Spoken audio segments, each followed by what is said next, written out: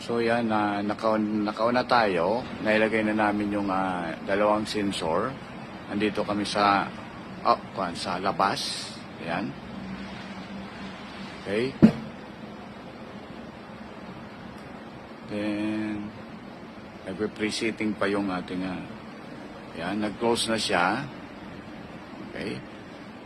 So, pasok mo.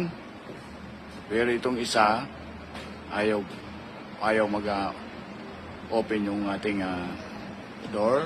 But, atras ka mo, atras. Ayan. Pasok mo. Ayan.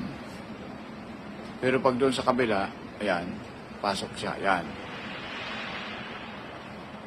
Close.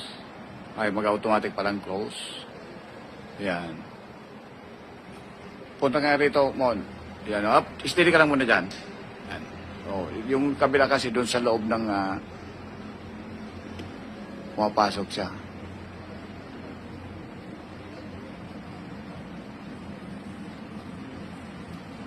Ayan. So, hindi gumagana itong isa.